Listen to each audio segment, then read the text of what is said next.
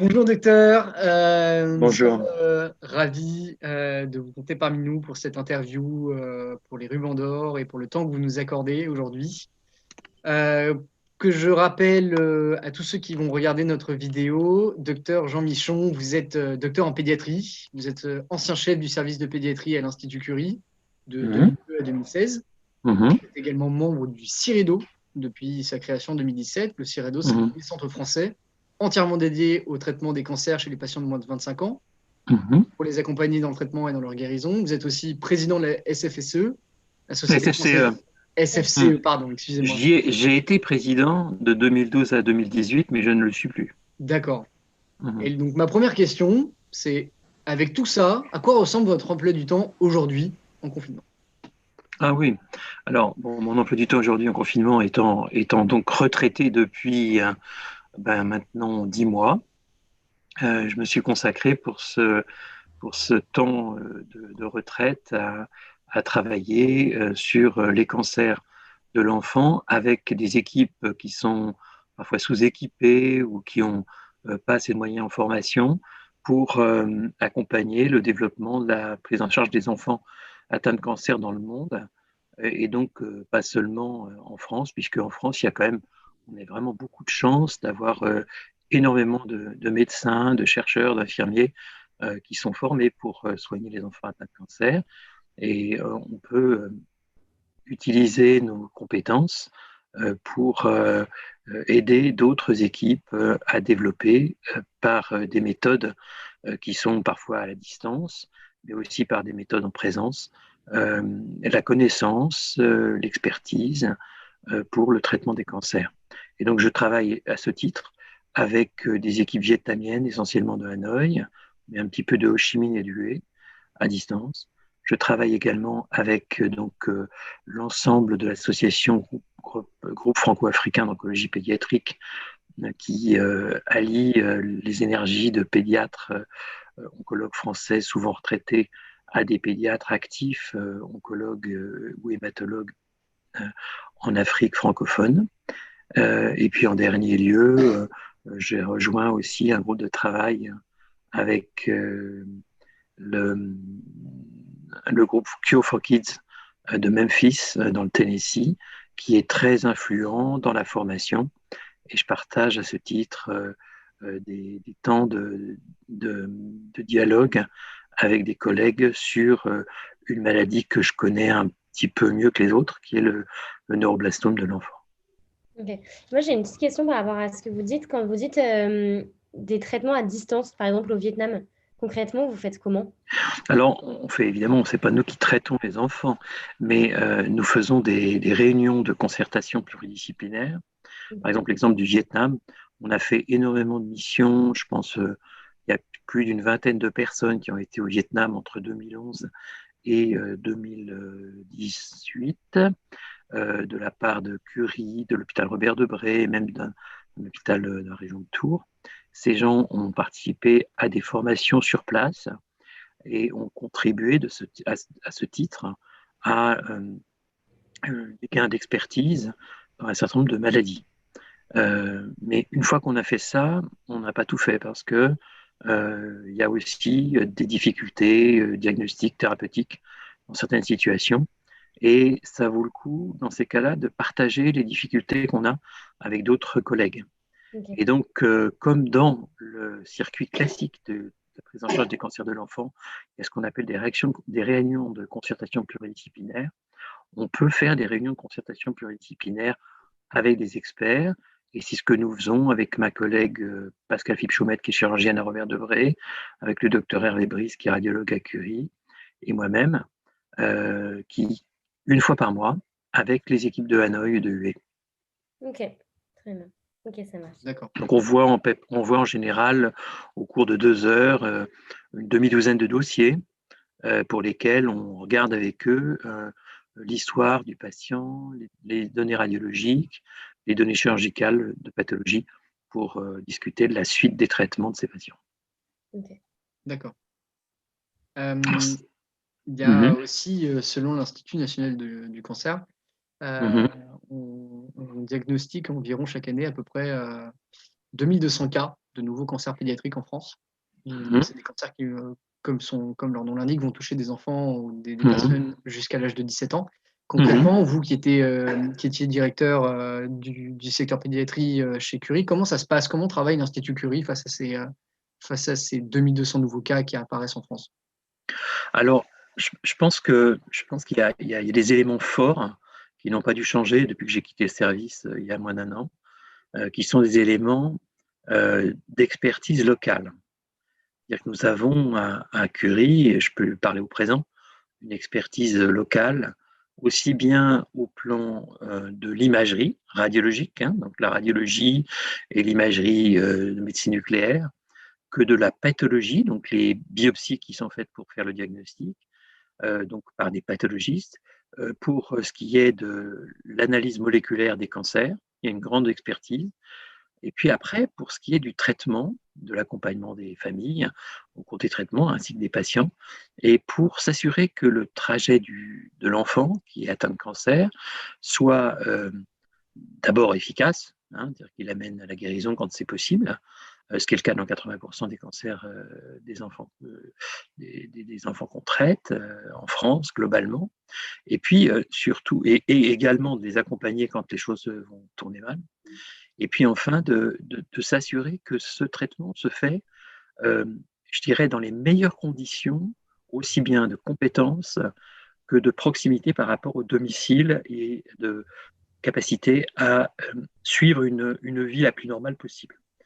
Ça veut dire qu'un enfant qui va venir à Curie et qui vient de la région parisienne, de la région Île-de-France, j'en dirais, pour être simple, on va s'assurer que les traitements qu'il doit faire à Curie, il est fait là, les examens évidemment qu'il doit faire à Curie, il est fait là, et que tout ce qu'on peut faire en proximité de son domicile, par une équipe de pédiatres formés à la prise en charge au quotidien, soit fait, et tout ce qui peut être fait à domicile par des infirmières soit fait également. Et donc cette dynamique, qui est une dynamique régionale en Île-de-France, depuis une quinzaine d'années maintenant, puisque c'est une dynamique qu'on a enclenchée en tant que groupe de pédiatrie de Curie, mais avec les autres correspondants spécialistes de la région et avec les pédiatres. C'est une dynamique qui est très importante pour que la vie soit la plus proche possible de ce qu'elle peut être, ce qu'elle pourrait être s'il n'y avait pas de cancer. Évidemment, ça ne règle pas tous les problèmes, mais ça permet d'avancer et d'offrir les meilleurs services possibles. Okay. Alors, je n'ai pas parlé de la recherche, parce que la recherche, je pense que c'est un autre sujet.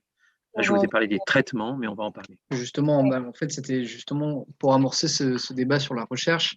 Vous vous êtes beaucoup intéressé sur la question des neuroblastomes et des tumeurs d'Ewing, et c'est vrai que ce sont des pathologies qui peuvent être diagnostiquées parmi tant d'autres, comme on a pu les voir avec les rubans d'or au cours de ces dernières semaines, les lymphomes. Là, ce sont des tumeurs un peu spéciales. Est-ce que vous pouvez nous expliquer concrètement de quoi il en ressort quand on parle de tumeurs d'Ewing ou de neuroblastome? Alors, on peut essayer de décrire ces pathologies en disant ce qu'elles sont. Ce qui est important, je me suis aussi beaucoup occupé de lymphome B. Ce qui est important par rapport au neuroblastome, c'est que ce n'est pas une maladie, mais des maladies. C'est-à-dire qu'on appelle de ce nom de multiples facettes de maladies cancéreuses, pour la plupart, puisque les ganglionneuroblastomes ou les ganglioneuromes tuent rarement les patients qui en sont touchés. Et donc, on a un espèce de spectre de situations différentes selon finalement la biologie de la maladie. Comment est-ce que ce cancer est arrivé? Comment est-ce que cette tumeur est arrivée parce qu'une cellule s'est déréglée? Et l'origine, par contre, de la maladie elle-même, au sens le lieu d'origine de la tumeur primitive, pour les neuroblastomes, elle est aussi très variée, puisque on peut avoir un neuroblastome, du coup, jusque dans le petit bassin, comme origine. Donc il y a à la fois l'origine, je dirais, géographique dans le corps, et l'extension de la maladie qui va être dictée par les domaines biologiques qui sont dans la première cellule cancéreuse qui commence à se multiplier. Et donc, quand on a cette maladie-là, on peut avoir une forme très bénigne, qui même ne nécessite pas de chirurgie, hein, du tout, qui va faire ou pas faire de métastases, mais qui va régresser toute seule.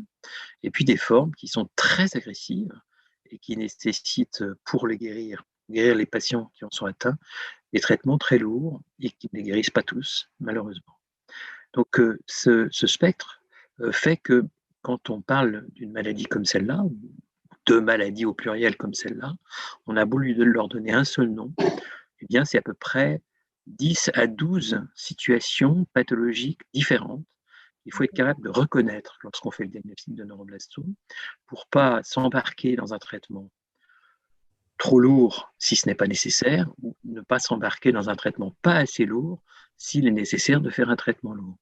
Et tout le travail qui a été fait par mes collègues, hein, moi j'ai participé à des travaux collectifs internationaux sur le sujet depuis que je me suis attaqué à ce problème avec mes collègues, ça a été au cours des années, je dirais à partir des années fin des années 80 jusqu'à maintenant, pour arriver à faire ce découpage, cette classification. Cette classification a abouti, il y a eu plusieurs classifications successives, en 88, en 93 et puis en 2005. Et ces classifications successives ont permis de faire des choix thérapeutiques adaptés à chacun des enfants malades. Et ça, c'est tout à fait original, je dirais, pour des gens comme moi. Quand j'ai commencé ce métier, c'était plutôt un peu la même taille pour tout le monde, hein, le même traitement pour tout le monde, quasiment. Enfin, j'exagère à peine. Hein. En 85, on commençait à évidemment bien distinguer les formes avec des métastases qu'on ne savait pas guérir des autres, mais on n'avait pas cette finesse dans le diagnostic et dans la classification qu'on a maintenant. Hein, et qu'on a acquis au cours des années grâce à des travaux collectifs et particuliers d'équipes, dont des équipes de Curie qui ont beaucoup contribué. Hein. Donc ça, c'est pour les maladies neuroblastomes, donc les maladies de la crête neurale qui viennent d'un tissu embryonnaire qui s'appelle la crête neurale. Hein. Et maintenant, on peut dire que la plupart des enfants qui ont des formes de bas risque vont guérir avec très peu de traitement, parfois seulement une chirurgie, parfois un peu de chimiothérapie, de chirurgie, etc. Ceux qui ont un risque intermédiaire, ce qu'on appelle le risque intermédiaire, ont une probabilité de guérison qui est de l'ordre de 70%, ce qui veut dire qu'ils ne guérissent pas tous, hein, alors que ceux, 70 à 80%, alors que ceux qui ont une forme de haut risque ont une probabilité de guérison qui est seulement autour de 50 ou inférieure à 50%. Donc vous voyez, il y a encore des marges d'amélioration, puisque ceux qui sont avec une forme de haut risque ont quand même un risque sur 2 de ne pas guérir de leur maladie. Et alors, du coup, j'ai une petite question pour diagnostiquer un neuroblastome. Comment les parents peuvent voir qu'il y a une anomalie? Alors, pour penser, alors ça fait pas, bon, c'est comme pour les formes différentes de cette maladie. On peut avoir une boule dans le ventre, on peut se mettre à boiter comme un enfant qui a une leucémie, on peut avoir une petite masse dans le cou ou un gonflement d'un œil, quelque chose de la région orbitaire, de l'orbite qui contient l'œil, d'un côté ou des deux côtés avec un hématome, mais on peut avoir toutes sortes de présentations différentes. Ce qui est important, c'est que la présentation de la maladie, qu'elle alerte les parents et que le médecin soit capable d'en faire le diagnostic. Actuellement, ce n'est pas réellement le problème. La plupart du temps, le diagnostic est fait assez rapidement après les premiers symptômes qui permettent la découverte. C'est très rare en France que la maladie soit diagnostiquée tard. On a très longtemps pensé que les formes avec des métastases étaient des formes qui étaient initialement localisées, qui avaient été ratées. Et en fait, souvent, les premiers signes des formes avec des métastases sont en fait les premiers signes de la maladie. Et on ne peut pas passer tout le monde au crible pour faire le diagnostic d'une forme précoce. Il a été montré par les Japonais qu'on diminuait le pourcentage de décès, mais qu'on ne diminuait pas le nombre de morts si on faisait un diagnostic par un dépistage. C'est-à-dire qu'on diagnostiquait plus de patients, mais en diagnostiquant plus de patients, on augmentait le pourcentage de survivants, mais on n'augmentait pas on diminuait pas le nombre de morts. Pourquoi? Parce que il existe dans cette maladie quelque chose de très très particulier qui sont des régressions spontanées. Donc on peut parfaitement trouver par une échographie anténatale une masse qu'on n'opérera jamais et qui est un neuroblastome. Et c'est pas celle-là qui fera des métastases par la suite. Hein. Donc il y a vraiment des très grandes variétés de présentations. Et ce qu'il faut, c'est quand on voit quelque chose d'anormal, c'est consulter et puis que les médecins soient suffisamment instruits pour répondre bien et faire les examens qu'il faut. Ok. Donc là, du coup, vous nous avez parlé du neuroblastome. Exact. Vous pouvez du coup un peu nous parler de qu'est-ce que c'est qu'une tumeur des Ewing Oui, alors attendez, avant de parler des Ewing, je vais quand même dire une chose que j'avais oublié de vous dire dans le spectre de la maladie, c'est que cette maladie-là est une maladie qui est plus fréquente en dessous de 5 ans. Okay. D'accord?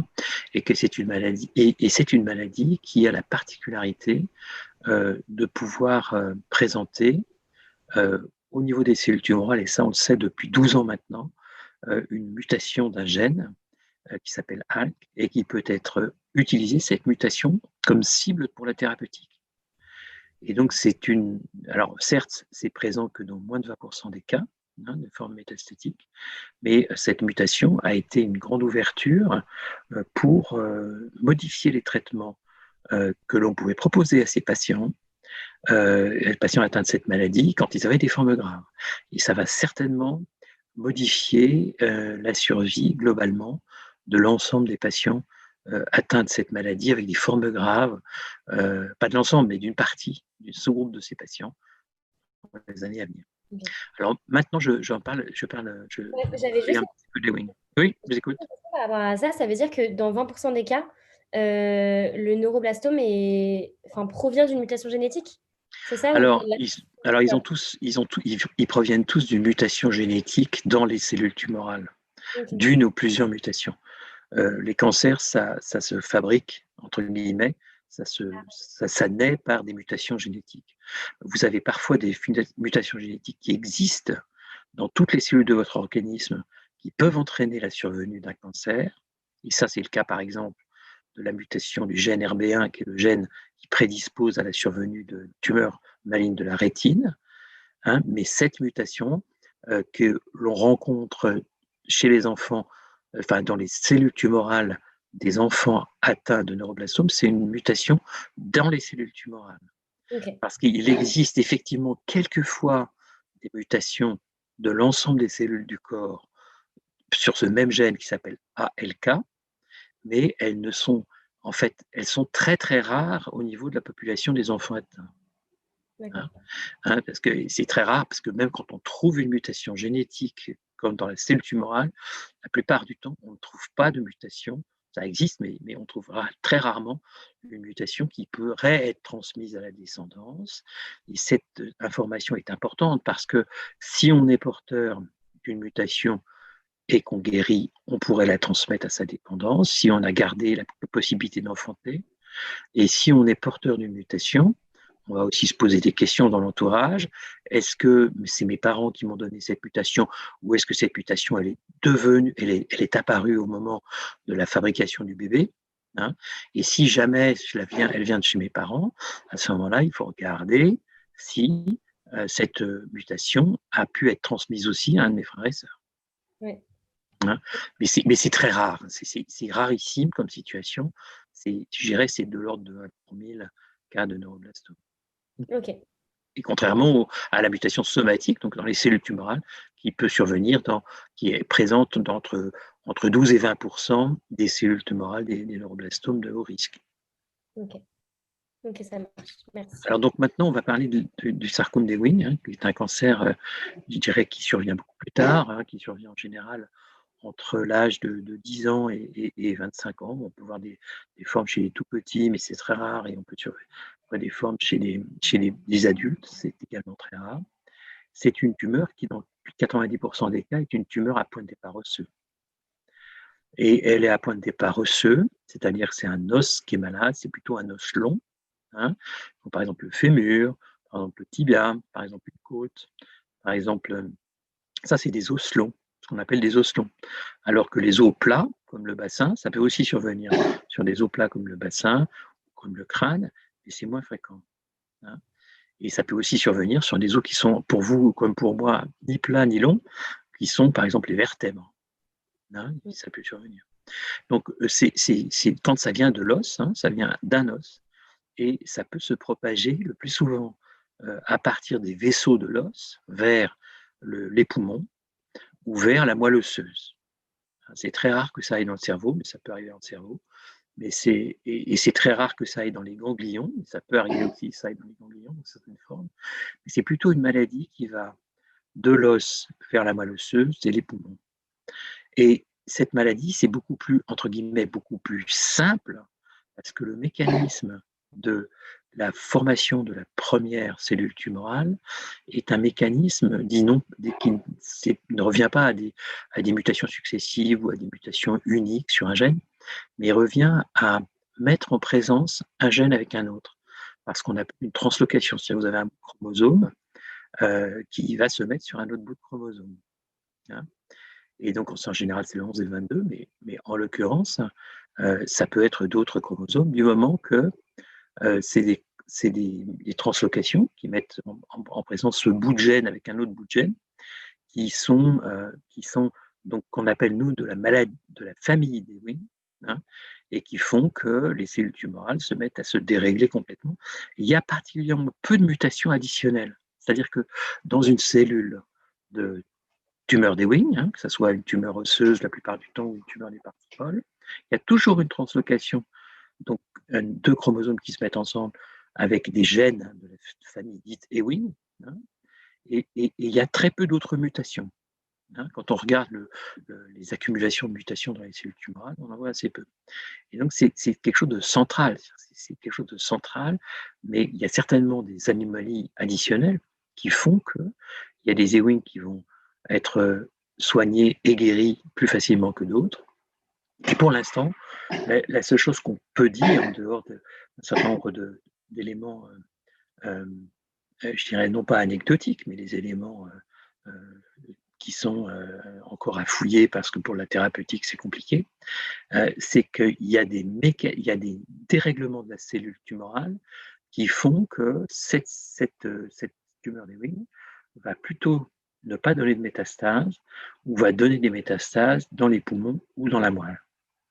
En gros, je dis ça comme ça parce que c'est vrai que la capacité qu'on a de guérir quelqu'un qui a pas de métastases au diagnostic ou de guérir quelqu'un qui a des métastases soit pulmonaires, soit des métastases pulmonaires et osseuses ou que osseuses, n'est absolument pas la même. C'est-à-dire qu'on n'a pas la même chance d'arriver à guérir quelqu'un qui a une forme qui est mono-osseuse, c'est-à-dire un seul os malade et rien de visible ailleurs avec nos méthodes d'évaluation.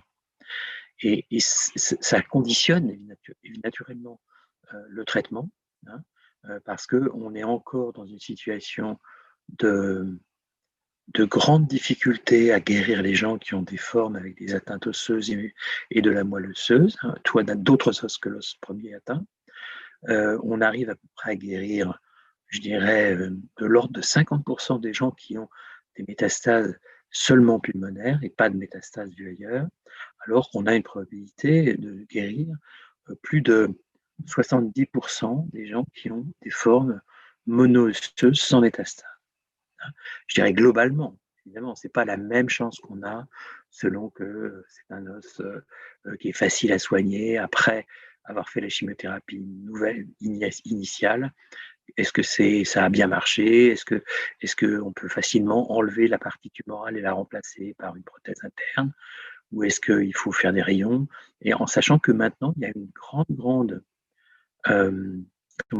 tendance depuis les dernières années à ce que le traitement soit un traitement très uniformisé au niveau international. Ce traitement de chimiothérapie est très uniformisé en ce sens que c'est les progrès successifs des groupes nord-américains qui ont fait que la chimiothérapie a été d'abord, on a rajouté quelque chose en plus, puis après on a comprimer la chimiothérapie pour qu'elle soit faite plus rapidement, tous les 15 jours, au lieu de la faire toutes les 3 semaines. Et puis après, on a vu les traitements locaux, comment on les développait, aussi bien au niveau des chirurgies orthopédiques qu'au niveau de la radiothérapie. Et les équipes européennes se sont aussi servies de chimiothérapie, mais maintenant, quand on compare les deux types de chimiothérapie faite aux États-Unis et la chimiothérapie faite en Europe, pendant de nombreuses années, pendant plus de 15 ans, on s'aperçoit que la chimiothérapie qui a été développée aux États-Unis, qui est une chimiothérapie comprimée sur une cure tous les 15 jours, est celle qui donne les meilleurs résultats à l'heure actuelle. Je ne peux pas dire pour les formes avec des métastases, mais pour les formes localisées. Et donc, on a quelque chose de très uniforme maintenant, avec vraisemblablement un niveau de succès qui va s'améliorer, qui va encore progresser un petit peu naturellement pour les formes avec des métastases, sans métastases, excusez-moi, mais qui demande beaucoup plus d'amélioration pour les formes avec des métastases, puisque on est très loin du compte actuellement. Okay. D'accord. Et aujourd'hui, enfin, c'est vrai que la recherche aujourd'hui sur les cancers pédiatriques en l'espace de 30, 40 ans a largement évolué.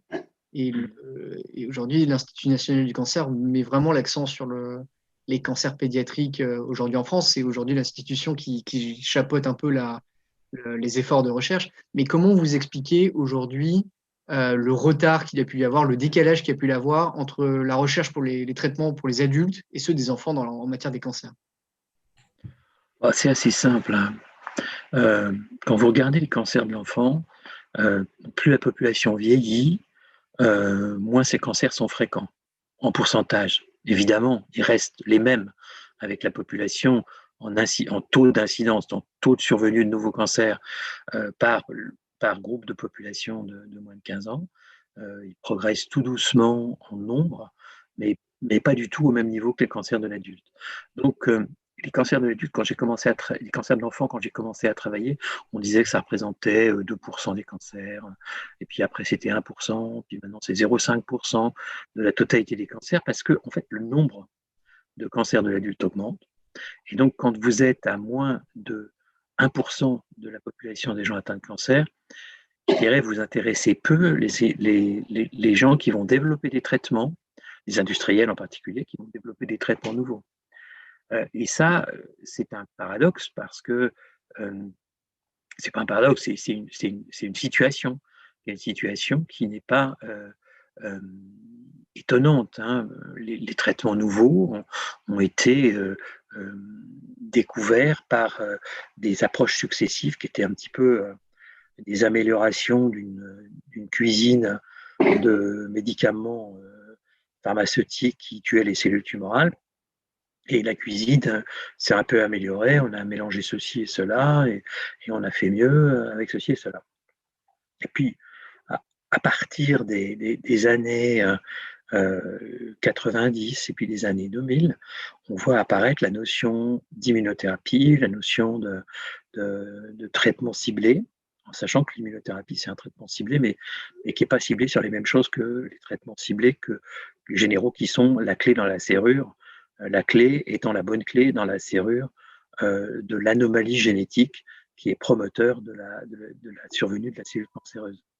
Donc, ces choses-là, quand vous voulez les développer, hein, il faut qu'il y ait du monde à soigner.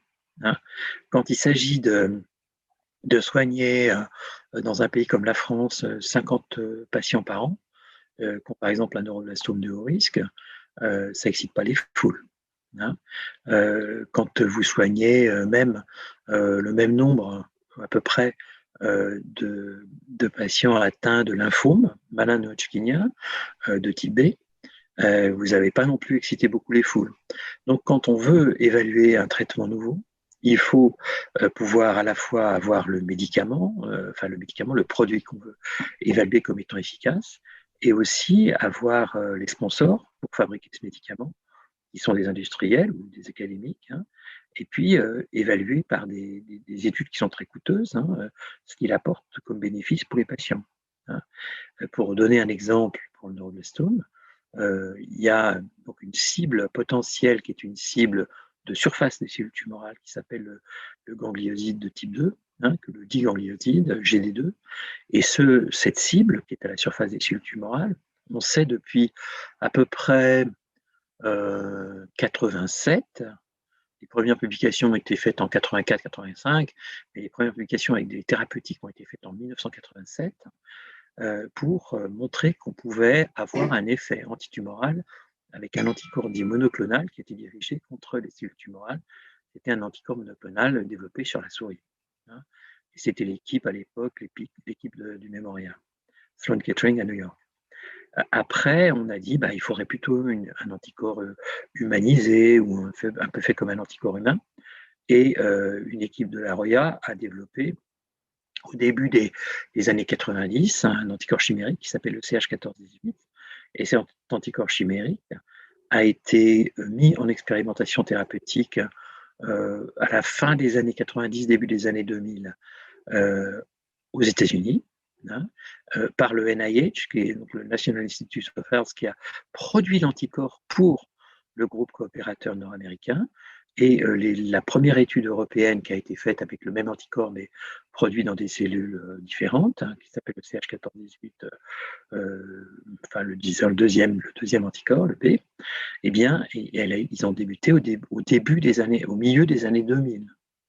Et donc, l'anticorps américain qui avait été produit par le NIH est rentré en thérapeutique après les résultats d'un essai qui ont été publiés au début des années 2010. Et celui européen, qui a à peu près les mêmes fonctions globalement, n'est maintenant sur le marché en Europe que depuis 2-3 ans. Et donc, vous vous rendez compte qu'entre la découverte qu'avec un anticorps monoclonal de souris dirigé contre cette entité, on peut avoir une efficacité chez les enfants en chute en 87, et la mise sur le marché au début des années 2010 aux États-Unis, à la fin des années 2010 en Europe, il a fallu donc, vous faites le calcul, plus de 30 ans. Et ces 30 ans sont dus au fait que c'est une maladie qui est une maladie dite orpheline, parce qu'il y a très peu de personnes qui sont atteintes de cette maladie. Alors qu'un anticorps contre le lymphome, qui s'appelle le rituximab pour Roche, et qui a été développé parallèlement dans les années 90, est rentré sur le marché dans les années 2000 dans le traitement des lymphomes de l'adulte, et ne rentrera pour les enfants ayant des lymphomes de haut risque qu'une quinzaine à 20 ans plus tard, après un essai multinational qui a été mené par le groupe coopérateur SFCE et l'Institut Gustave Roussy avec les Anglais et les Nord-Américains, et qui s'est terminé, qui a été publié dans le New England Journal of Medicine il y a quelques mois par une de mes collègues qui s'appelle Véronique Minard-Collin. Donc vous voyez que ces autorisations pour des produits, même quand c'est un produit dont on sait qu'il est efficace chez l'adulte, pour le temps de mobiliser les gens pour faire une étude pédiatrique, ce qui est le cas du rituximab pour l'enfant. Mais quand ce n'est un médicament qui n'est utilisable que chez l'enfant, eh bien, il faut entre 10 ou voire 30 ans de plus que pour un médicament qui va être utilisé pour un cancer de l'adulte. D'accord. C'est quand même incroyable la durée qui peut se passer entre la création et une commercialisation d'un médicament ou d'un traitement anticancéreux. Mais oui. Est-ce que justement, on parle aussi beaucoup de recommandations temporaires d'utilisation? C'est-à-dire qu'on peut mettre en place, bien avant une commercialisation d'un médicament, un traitement dans des cadres beaucoup plus expérimentaux. Comment ça se passe en fait? Comment ça se passe dans les services pédiatriques pour accéder à des traitements plus expérimentaux comme cela? Alors, ça ne peut se passer qu'à travers des études thérapeutiques, que ce soit des études thérapeutiques en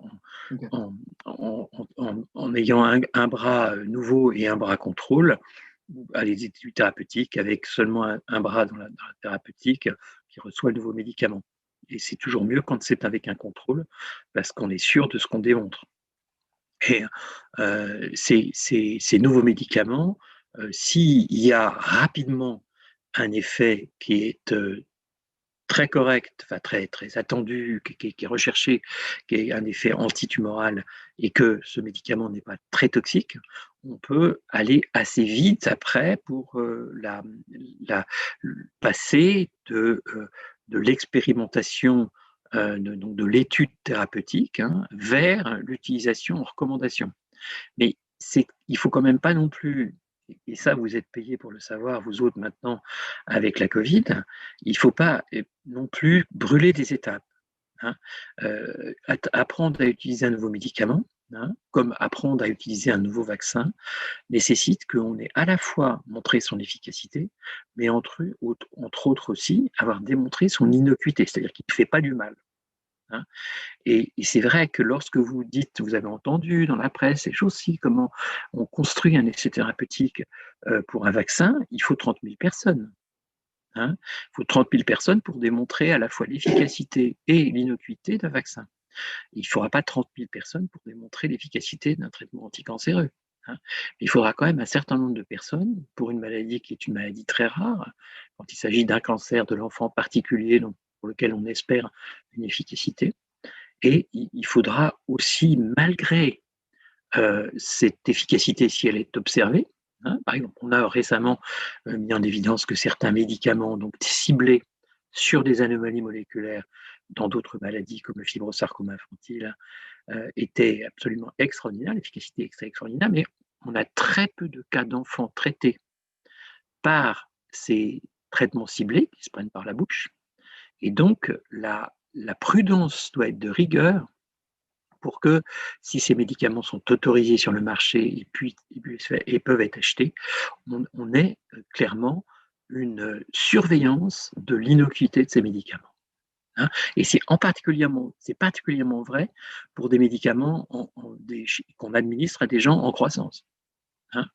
Oui, bien sûr. Par exemple, pour prendre un exemple qui était un traitement dont nous attendions énormément pour les cancers, les tumeurs d'Ewing, nous attendions énormément d'un traitement qui ciblait un récepteur qui s'appelle le récepteur de l'IGF-1, qui était particulièrement exprimé sur les cellules tumorales. Il y a plein d'anticorps qui ont été développés pour le traitement des sarcomes d'Ewing avec cet anticorps. Et cet anticorps, il en restait rapidement de tous les anticorps qui ont été développés. Ils ont tous été abandonnés parce qu'ils n'étaient pas efficaces dans d'autres maladies et que c'est une maladie très confidentielle. Donc, les gens n'ont pas été jusqu'au bout. Par contre, un des industriels a obtenu qu'un essai soit fait. Et cet essai a été fait chez des gens qui étaient porteurs de tumeurs d'Ewing avec des métastases pulmonaires. Et il se trouve que les jeunes ou les enfants qui ont reçu l'anticorps ont développé des complications pulmonaires dont on peut penser qu'elles sont liées à l'anticorps lui-même, puisque dans le groupe contrôle, il n'y a pratiquement pas eu de ces complications pulmonaires. Ce qui fait que si on avait été trop rapide dans l'utilisation largue à main nue de cet anticorps, donc on avait mis trop vite sur le marché, qu'on l'avait produit, qu'on l'avait donné à beaucoup de patients, on aurait eu beaucoup plus de complications, vraisemblablement, que ce qu'on pensait avoir au départ. Donc cette histoire est une histoire qui a été démonstrative du fait qu'un anticorps dirigé contre les cellules tumorales peut avoir une efficacité contre la maladie, ce qui était son cas. Il avait une efficacité dans à peu près 15 à 20% des cas, selon les études, entre 10 et 20%, ça devrait être plus simple. Mais il a une toxicité qu'on a découverte uniquement parce qu'on a traité un peu plus de patients avec un des anticorps. D'accord. Okay. Donc ça explique aussi de ces retards dans les développements et cette nécessité de pouvoir avoir des sélections de produits nouveaux qui peuvent être utilisés pour cibler ces pathologies. Oui, bien sûr, j'imagine. Et au niveau des actions de recherche, et plus particulièrement pour l'Institut Curie, comment ça marche? Comment on choisit d'effectuer des recherches et de concentrer ses efforts autour d'une équipe sur une maladie en particulier, sur une pathologie particulière et sur laquelle on va concentrer des fonds et des efforts dans la recherche? Alors, je peux parler que de mon expérience. Hein. Je ne vais pas parler de façon générale de la recherche clinique ou de la recherche translationnelle ou fondamentale. Je peux parler que de la recherche clinique et un peu de la translationnelle. On peut, en général, on choisit son sujet de recherche parce que l'on pense qu'il y a un progrès à faire. Si je prends l'exemple du neuroblastome, et en particulier des formes de moindre risque, on s'est aperçu au début des années 90, après que on soit passé, on ait commencé à faire beaucoup de traitements pour des patients qui avaient des formes de haut risque au cours des années 80, on s'est aperçu qu'il y avait un risque majeur qu'on surtraite un certain nombre de patients qui avaient des formes qui étaient à l'époque considérées comme on ne savait pas très bien si ça pouvait aller vers une forme avec des métastases qui pouvaient entraîner le décès des enfants. Et donc, on s'est réunis avec quelques collègues, hein, donc, à la suite de données qui avaient été présentées à la fois par les équipes italiennes et par les équipes de New York. On s'est réunis en se disant, bon, le cancer, le neuroblastome métastatique, il y a déjà 36 personnes qui se battent dessus pour faire des recherches. On devrait faire des recherches sur les neuroblastomes localisés. Et ces recherches sur les neuroblastomes localisés devraient nous permettre de voir au sein de ce groupe d'enfants qui ont des formes sans métastase, ce que l'on peut faire en termes de désescalade vraie de la thérapeutique, c'est-à-dire de ne pas faire de traitement de chimiothérapie après les chirurgies, et puis d'identifier parallèlement le groupe de patients qui ont plus de risques d'évoluer vers une forme avec des métastases, et pour lesquels il faudrait faire un traitement plus toxique, hein, plus efficace, plus toxique. Intense, ouais. Et donc, cette recherche, hein, c'est une recherche pour laquelle on a mis ensemble des radiologues, des chirurgiens, des pathologistes, des biologistes de plusieurs pays européens. Et cette recherche a fait l'objet d'une première étude en 1994, hein, qui a été conduite jusqu'en 2000, d'une deuxième étude plus large sur une population d'enfants atteints de neuroblastome ayant moins d'un an, à partir de 2001. Et puis après, d'autres études qui ont été faites. Et curieusement, on est arrivé à s'intéresser aussi aux formes métastatiques, secondairement avec ce groupe qu'on avait constitué. Et notre idée initialement, c'était bien de diminuer le traitement pour des patients qui n'en ont pas besoin et d'augmenter le traitement pour ceux qui en ont besoin. Hein. Et c'était la conjonction des énergies de l'ensemble de ces personnes qui a permis de constituer une base de recherche européenne pour apprendre énormément de choses sur la maladie de neuroblastome.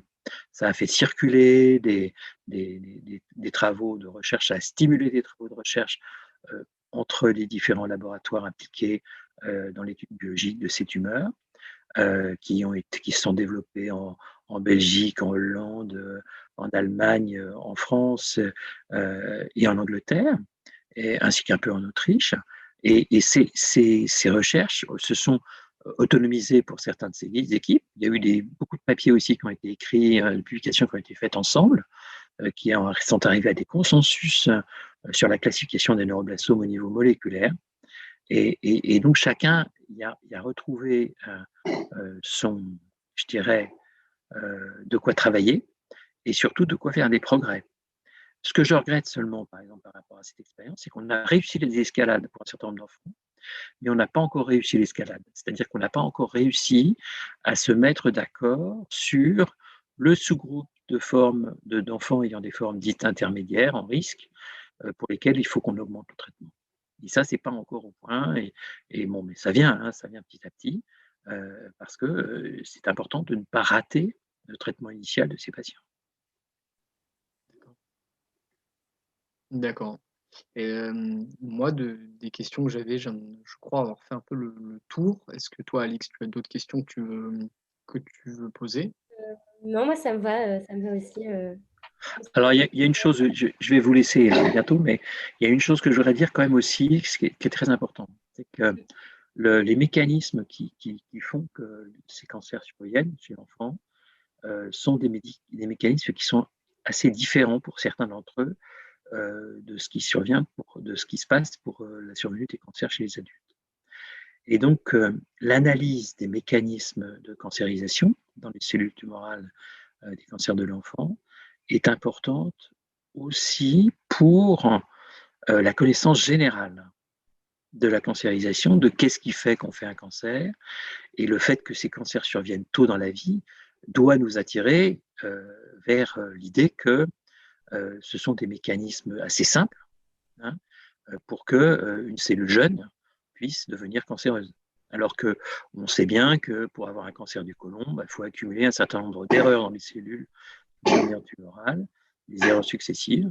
Et donc ces mécanismes simples, c'est très important qu'ils soient identifiés pour qu'on apprenne beaucoup plus sur ces maladies-là et qu'on se retrouve après à avoir des mécanismes identifiés qui sont généralement importants secondairement pour l'avancée de la science, y compris pour les cancers de l'adulte. Hein. Et donc ça, je trouve que c'est très très important, comme ça a beau être des maladies rares, elles méritent une recherche fondamentale qui permette d'analyser ces mécanismes et de les étudier au mieux pour faire en sorte on aille vers des progrès thérapeutiques et aussi des progrès dans la connaissance. D'accord. Ok, très clair. Merci beaucoup. Je vous en prie. Écoutez, merci beaucoup, et monsieur Dr Michon. Eh bien, bonne suite à vous et à bientôt. Merci beaucoup, docteur. Au revoir. Au revoir.